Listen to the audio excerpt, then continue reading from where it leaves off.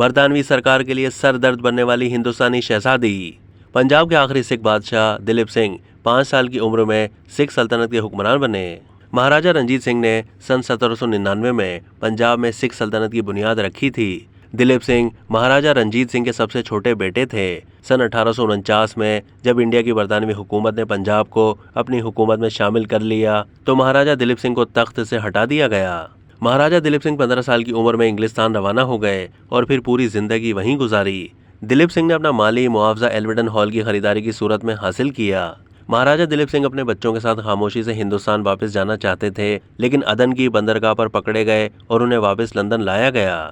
دلیپ سنگھ نے 1864 میں ایک جرمن بینکر کی بیٹی بمبا مولر سے شادی کر لی اور سفوک کے دیہی علاقوں میں واقع ان کے ایلویڈن ہال کو اپنا خاندانی گھر بنایا۔ ان کے یہاں 6 بچے ہوئے۔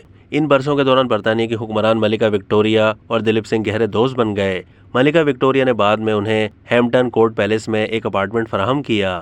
دلیپ سنگھ کی بیٹیوں میں سے شہزادی بمبا اور شہزادی صوفیہ انگلستان میں خواتین کی حق رائے دہی کی زبردست حامی کے طور پر جانی جاتی ہیں۔ انہوں نے سن 1900 کی دہائی کے اوائل میں خواتین کے ووٹ کے حق کی حمایت کی تھی۔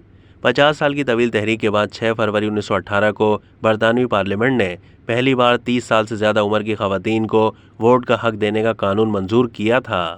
اس تحریک میں مہاراجہ رنجیت سنگھ کی پوتی اور دلیپ سنگھ کی بیٹی شہزادی صوفیہ نے کلیدی کردار ادا کیا تھا۔ وہ تحریک کے دوران ایک قیمتی کوٹ پہنے، کندھے پر ایک بڑا سا تھیلا ڈالے اور بینر لیے لندن کی سڑکوں پر مظاہروں میں آگے آگے رہتی تھیں۔ سن 1910 میں شہزادی صوفیہ نے پارلیمنٹ کے سامنے 400 افراد پر مشتمل ایک بہت منظم مظاہرے کی قیادت کی، جس میں خواتین کی حق رائے دہی کی تنظیم سفراجیٹ کی ایمیلین پینکرسٹ نے ایک احتجاجی مظاہرہ کیا جو بلیک فرائیڈے کے نام سے مشہور ہوا۔ اس موقع پر مظاہرین اور پولیس میں جھڑپیں ہوئیں جن میں 150 خواتین زخمی ہوئیں۔ شہزادی صوفیہ اکثر ہیمپٹن کورٹ پیلس میں اپنے گھر کے باہر دی سفراجیٹ اخبار بیچتے ہوئے نظر آتی تھیں۔ شہزادی صوفیہ دلیپ سنگھ انگلستان کی خواتین کی اس تحریک میں بھی پیش تھیں جو ٹیکس کی ادائیگی کے خلاف تھی۔ اس تحریک کا نعرہ تھا نو ووٹ نو ٹیکس۔ شہزادی صوفیہ نے اپنے پالتو کتے کی لائسنس فیس ادا کرنے سے یہ کہہ کر صاف انکار کر دیا تھا کہ جب خواتین کو ووٹ کا حق نہیں تو ان پر ٹیکس عائد نہیں کیا جا سکتا۔ 14 شلنگ کا جرمانہ ادا کرنے سے انکار پر ان کے ہیرے کی انگوٹھی ضبط کر کے نیلام کر دی گئی۔ ان کی ایک ساتھی نے یہ انگوٹھی خرید کر ان کے حوالے کر دی۔ برطانوی حکومت سخت پریشان تھی کہ اس ہندوستانی شہزادی سے کیسے نمٹا جائے جو ملکہ وکٹوریہ کے قریبی دوست مہاراجہ دلیپ سنگھ کی بیٹی ہے اور اپنے والد کی طرح ملکہ کی چہیتی ہیں۔ ملکہ وکٹوریہ نے ان کا 200 پاؤنڈ کا الاؤنس مقرر کیا تھا۔ 1903 میں شہزادی صوفیہ نے اپنی بہن بمبا کے ساتھ نئے بادشاہ ایڈورڈ ہفتم کے دلی دربار میں شرکت کی تھی۔ اس کے بعد 1907 میں دوبارہ ہندوستان گئیں اور امرتسر اور لاہور میں اپنے عزیزوں سے ملاقات کی۔